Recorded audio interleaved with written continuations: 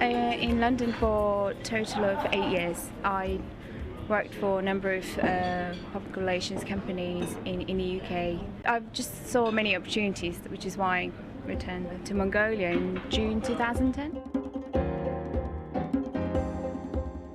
Although in UB there are only over 1 million people living, you still get that kind of feeling that you're living in a very young, rich, populated country. You just get struck by it because it's so vibrant and young and full of energy. Hello everyone, this is Mongolia's first English entertainment talk show named Inspired by Zaya. As for me, I didn't study English abroad, but through this really poor English, I just want to proudly introduce our Mongolian really educated, competent and multifaceted young people. Today we have a very special guest who is Mrs. Girit. She's founder and CEO of East Maven PR agency. Hi Girit, thanks for coming. How was your weekend? So far so good. Thanks for inviting me over. Yeah, you're very welcome. Sure. I'm always open to exchanging ideas with like-minded young people such as yourself. So this is good. Wow, it seems to me so strange that you have a totally British accent. Yeah, I actually get that quite a lot. But yeah, I mean, I guess it's a certain kind of a skill that one could have. But you know what? I mean, I spent some time in the UK. Really? So what did you do there? Huh? What did you do there in UK? So I went to study in the UK in 2003, and from there on, I did English language courses before I sort of joining university for a bachelor degree studying mass communications and PR. And the reason why I chose this profession is quite interesting because from a very young age, during my early teens, I wasn't particularly very sort of extrovert type of person. I was very withdrawn to myself, and I found engaging in talking with people, many people, quite a challenge. And I think, I don't know, somehow by the time I was probably 17, I decided that, you know, I was no longer wanted to be that kind of person anymore, and I wanted to choose a profession where I can be sort of expressively open, sort of, you know, a type of profession that would allow me to work with many people. Okay. And which is why I went to study human resources first, and then changed over to doing a PR degree. Your major studies mass communication, right? Yeah, I did joint degree. I think I would recommend this to young people sort of choosing their profession. I would suggest to them that you do joint degrees whenever there's an opportunity, because in that way you kind of gather like different type of academic learning. So I did mass communications along with PR, which is similar subject, but in terms of sort of the depth of knowledge that you get is very different. So I think I had a very rewarding experience through that kind of learning. Yeah, I heard that when you were in UK, you worked for different kind of companies. So I mean that you're really experienced. So what kind of companies did you work there, and what kind of things did you learn from that high developed country? So as some people might know, London in the UK is very much a multicultural city. Okay. It's probably one of the largest capital in the world, capital cities in the world. So you know, when you live in that multicultural environment, you're kind of allowed to feel like free of any kind of. You're just allowed to be yourself in a way, because you know, because there are so many different types of nationalities. And after I graduated, I went to apply for this particular internship that was available at one of the largest global PR agencies, which has a London office, which is a quite large one as well. and I think that first opportunity really set the sort of the tone for the rest of my kind of career up until now. And again, I would recommend to young people who are nearing graduation that they should consider sort of working as an intern at any kind of well-reputed companies. And that way you kind of create an inroad into sort of a ideal sort of career path in a way. So yeah, I did that with a company called Fleischmann Hillard, and I worked for them for 6 months before moving on to another career, sort of another role at another big PR agency called Red Consultancy, which at that time just opened kind of a social media practice, because at that time, like digital PR and social media was so-called Web 2.0 was the kind of the thing of the time. So because I was particularly talented and was interested in the sort of early development of that sort of social media, they kind of naturally accepted me because I had the certain skills. So yeah, I went on like that for 4 years, and yeah, and I'm very glad that I had this rich experiences of working across different agencies, because if I didn't do that, I wouldn't have the sort of the skills that was. Yeah, that's why you opened your this really PR agency. So tell me about your company. I think that here we have a very few professional PR agencies. So tell me about your company. So yeah, it's great that you emphasize the word professional, because we are genuinely the professional PR agency in Newby. We've been running we've been in business for over a year, not exactly 2 years, but I think we will have the 2nd year anniversary quite soon. And I tend to define what we do as sort of I tend to define our company as a reputation management company instead of Reputation management. reputation management company, because I tried calling it a PR publicity agency, but it wasn't quite fitting in sort of what I was trying to offer to the market. So if you think of it, PR is a management practice, and nowadays you have different kind of management companies, business, whatever, I mean, investment management company or all kinds of managements. So I think this is exactly it. I mean, this is a reputation management company. Wow. So, really? So what is reputation management? Do Mongolian companies really emphasize on this?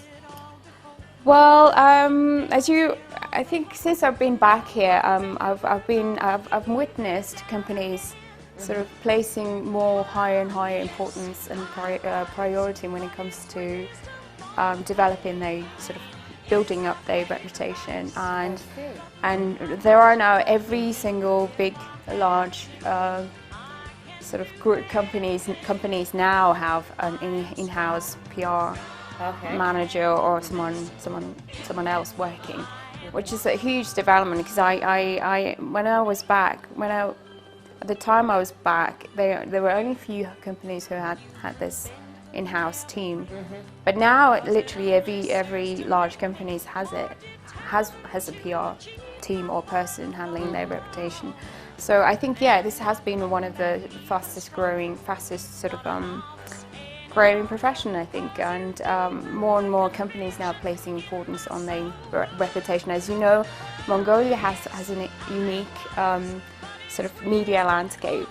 You know, as you know, there are so many media channels out there, and each can have separate editorial sort of policies, and it's quite tricky when you're in that sort of environment.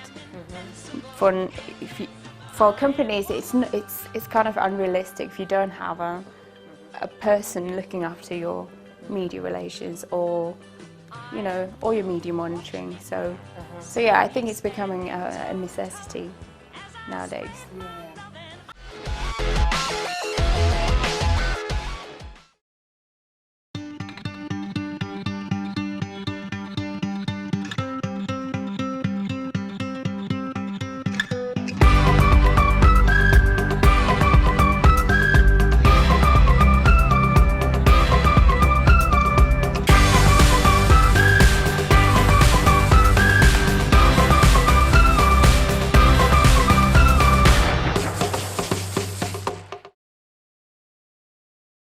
So every single company has their own PR and marketing department. So do they really, maybe hire your company?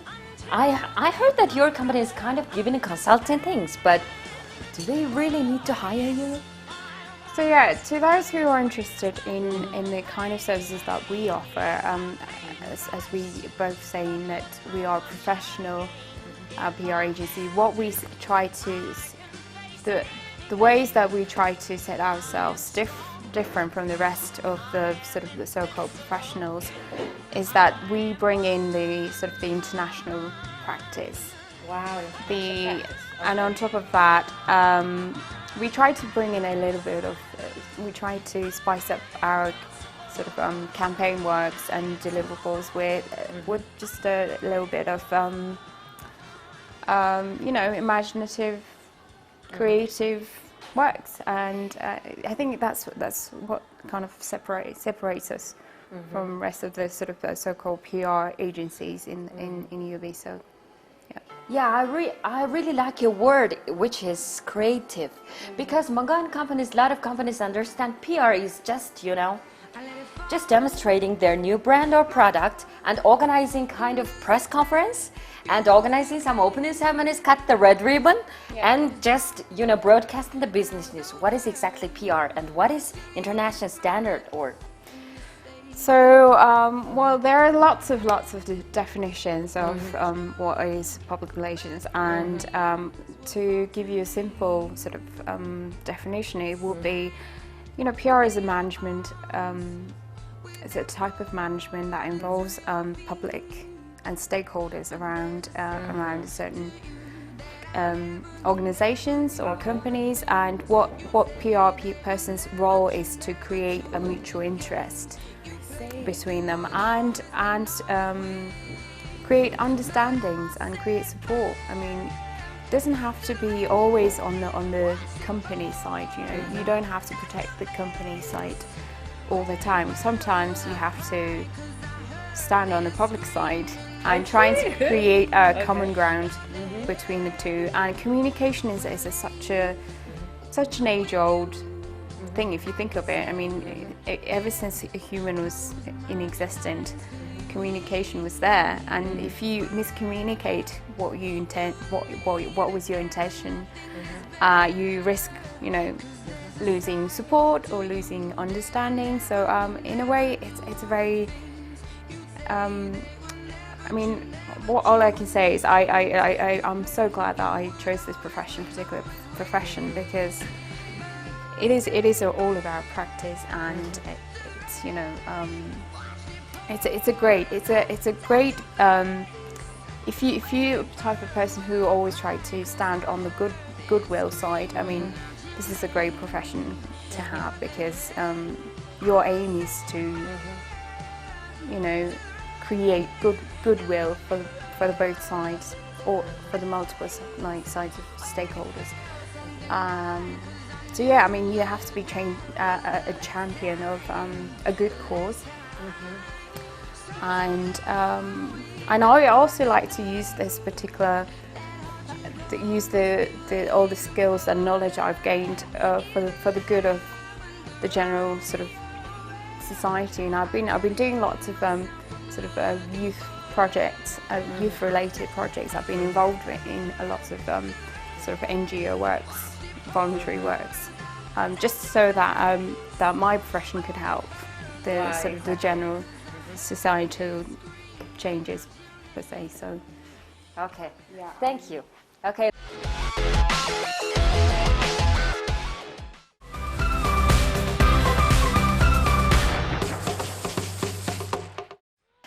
I heard that Forbes Mongolia magazine named you as a top leader businesswoman or something. So, by your thinking, what is the main reason of that?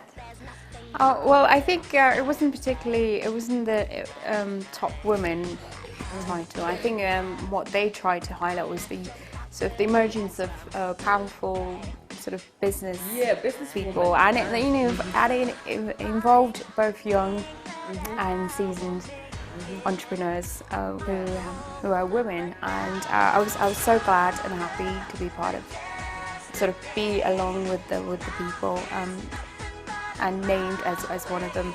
So yeah, and I think I'm very glad also that we as a nation has our very own Forbes magazine, and also we have Bloomberg, and we have lots of different foreign media coming in, and I think that's very exciting. But at the same time, I also wish that we would build up the local media channels to the highest standard, so that we kind of stand next to the sort of global media channel in terms of level of quality. Yeah. By the way, I heard also you were involved in Bloomberg TV. So what did you do there? How to work there? So I was working at Hasbank at the time when there was an announcement saying Bloomberg Television was coming over to Mongolia. Yeah. But it was actually my friend who convinced me to join the first team of Bloomberg Television, and he and I literally decided to go for it together. And for me, I literally wanted the experience of setting up a sort of news channel from scratch, and because I was so sort of I before I joined them, I already known that I was going to do my business. So I think I just wanted to get some inside experience of how to set up sort of foreign standard media company. So I'm very glad that I was part of that as well. I mean, it's such a great establishment at the moment. Now you're very successfully running your business here in Mongolia. So to compare with other countries, so do you face any kind of problems and challenges here in Mongolia? Sure, there are plenty of it, and but I'm not necessarily discouraged by them. I'm a person of optimism, and when I first came back, learning all this foreign knowledge, expertise, I realized this country had a whole different type of models of running a PR, and Really? for a start, there was an already established practice of paying for media, which in the West they call it advertorials. The paid paid coverage, they call it advertorials, and it's not very widely used sort of PR tools in those countries. But I was quite shocked that they paid for everything that they put out. But our company now does exactly the opposite. As I said before, we try to follow the international standard of doing PR in this country. So what we try to do is we try to sort of promote the causes on behalf of our clients. Through sort of earned media, what's known as owned media? Earned media. Yeah. Which means you try and get coverage through news-based sort of press releases, and so yeah, and there's also this misconception that PR is just about media relations, which is not. Yeah. That's why most of the PR performers are journalists. Exactly. I mean, if you only just hire a journalist, journalists would do only the things that they would know. Yes, exactly. That's true. So yeah, PR requires a variety of skills. To be honest, you're required to be proficient writer, and also you have to be good with people skills, and you have to have a very good linkages with the media. Yes. And on top of that, you would have to have a good event organizing skill. And the list would go on. And what I'm trying to do, I mean, I'm a person who's a believer of self-building and self-learning, and so yeah, I try to build certain skills in every area, just bit by bit. And and also creativity plays an important role in our profession. Without it, you would just become, I mean, unappealing. You risk doing things that are not very sort of you know, you have to offer up something creative in order to get those earned media coverages. So yeah, I think I would say creativity plays an important role.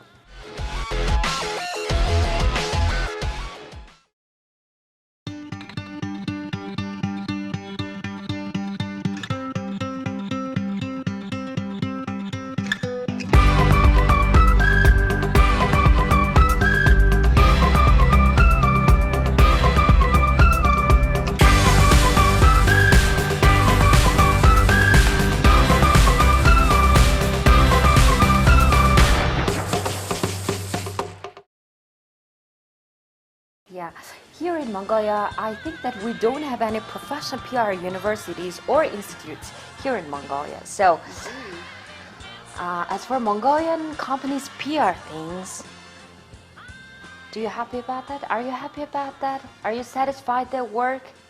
I think that they have a lack of creative kind of thing. Yeah, I mean, we both agreed on this, didn't we?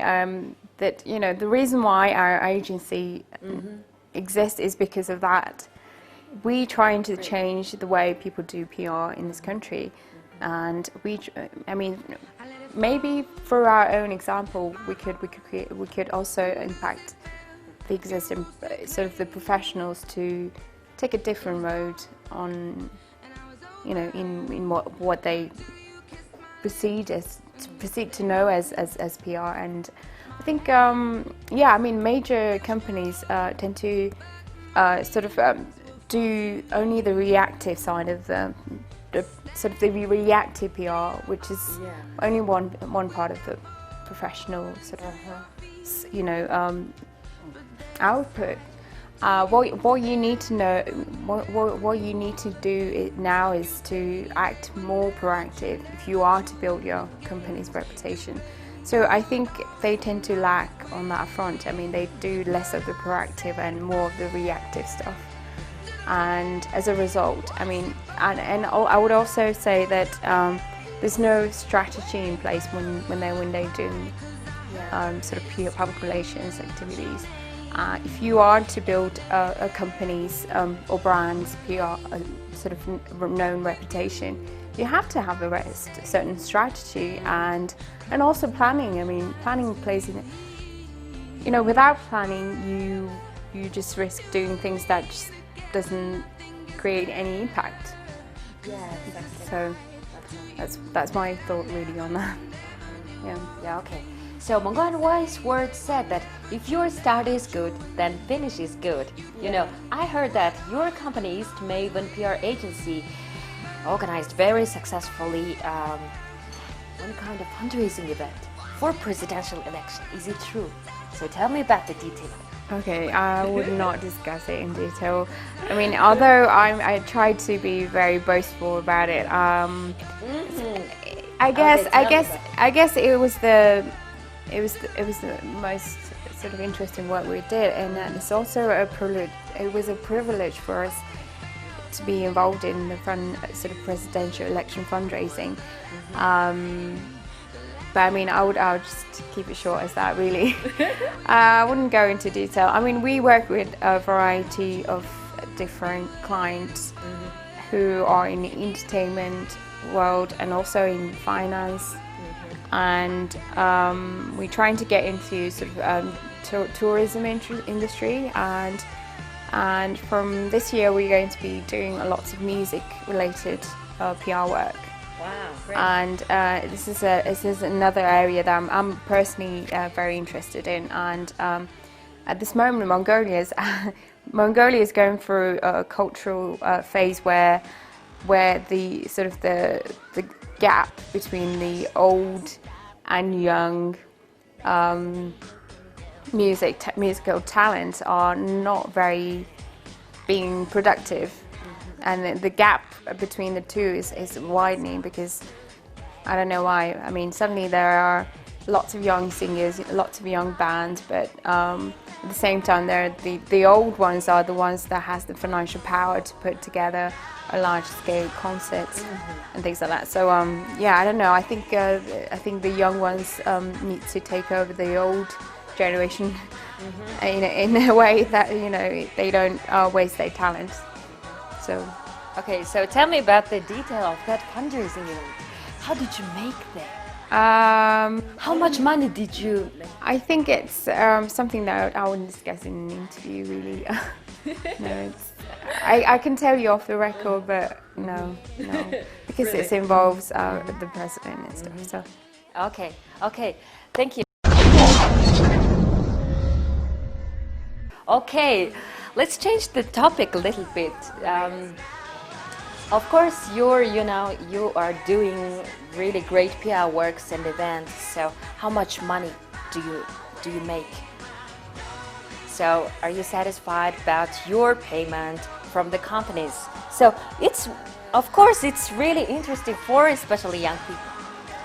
Sure. I mean, I wouldn't say we are in the service industry, and it's a business service. Industry, and I think service companies, and especially the outsourcing companies, are still sort of at its infancy when it comes to its sort of development, and it's really hard to get your services highly valued by clients if they don't fully understand what you're trying to offer to them. So yeah, I mean, because I'm in a new type of business, it's always a struggle to get it a highly sort of priced, highly sort of compensated. Yes. And the difficulty with a service company business is that you always tend to over-deliver the works that you're supposed to do, because the client at the end of the day, they always they kind of expect more from you, and it's not like selling a goods or products or anything like that where you get your paycheck on the instant. Service industry is very different, so you try to keep your clients happy all the time. And but I think this industry, this profession has a good potential, a good earning potential, I would say. So I wouldn't tell you the exacts, but yeah, I think. Now you're deciding. Now your company is, trying to work in entertainment sector. So I heard that you made some PR works in that movie sector. So how different is that? Why you really like it? Yeah. So when I was in London, I was briefly involved in promoting Hollywood films. So, so at the agency at that time, the agency I worked at the time worked with all the 4 major movie houses. So the Paramount, Sony Pictures, and Universal and Disney, all of that. And from that experience, I really had this huge interest in the movie industry. And Mongolia is going through a phase where, I mean, the domestic movie industry is kind of re-emerging. Yes. But emerging is a very commercial blockbuster type of model. But so yeah, I really wanted to get involved in the industry development from the early stage, and help the young generation of filmmakers to get recognized more, so which is why I got into it. However, I found it very difficult to promote films because there aren't very many entertainment outlets in sort of media channels.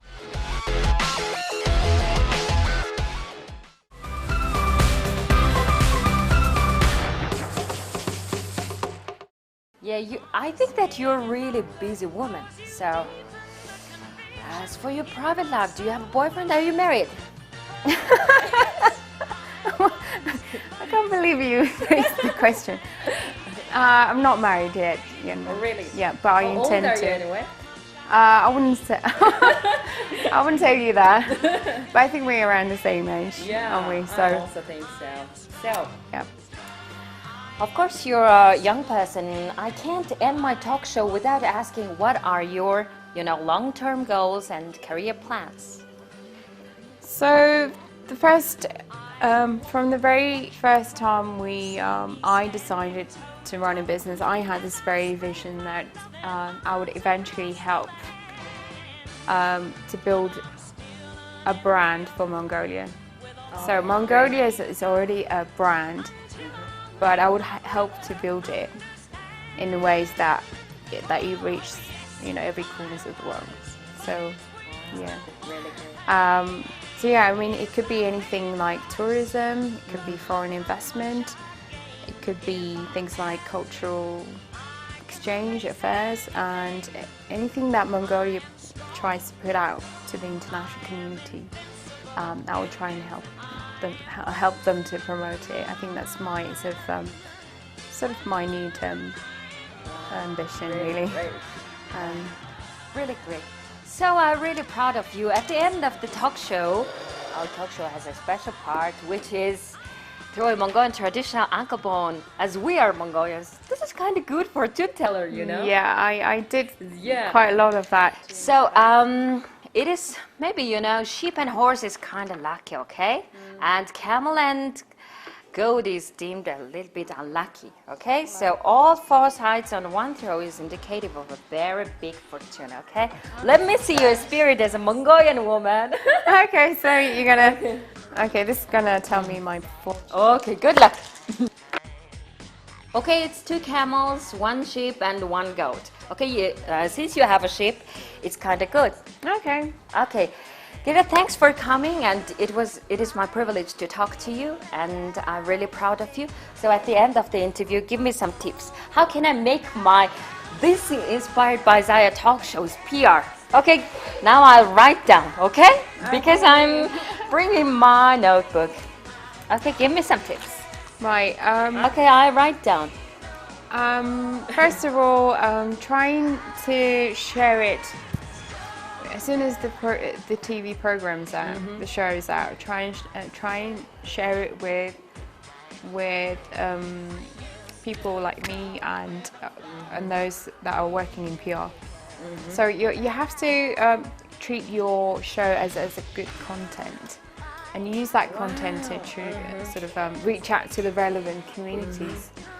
Nowadays there's so many interest groups available on the internet through social media, so you try and utilize that as much as you could. And I guess for your next shows, I try and invite more and more well-known people, because that kind of celebrity appeal is always a good tactic. Yeah. And try and ask crazy questions every now and then. You know what I mean? Sometimes people are bored talking just their career, and so yeah. I mean, I would be glad to answer a type of questions that require a bit of a thinking. So so that's that. And you could celebrate a milestone with your show. So if you've done 50 shows. You can say, hey guys, we've reached our 50 show, milestone, and things like that. Really, I mean, it's really easier great on the go. Because I'm working as a host in this talk show, that's why this is my privilege to taking, priceless consulting from you. I always give out, consultancy. Yeah. Okay, thank you, girl. It was nice to meet you. Okay, I wish you every success in your life and work in the future. I wish you lots of joy and happiness. Thank you so much, and I am such a proud viewer. I will be a proud viewer of your show in the future, and good luck with the show as well. Okay, thank you. Thank you. It was Mongol's first English entertainment talk show named Inspired by Zaya. I always really proud of my Mongolian, really competent, educated, intellectual young people. So nothing compares to a beautiful conversation with beautiful mind. See you next time, guys.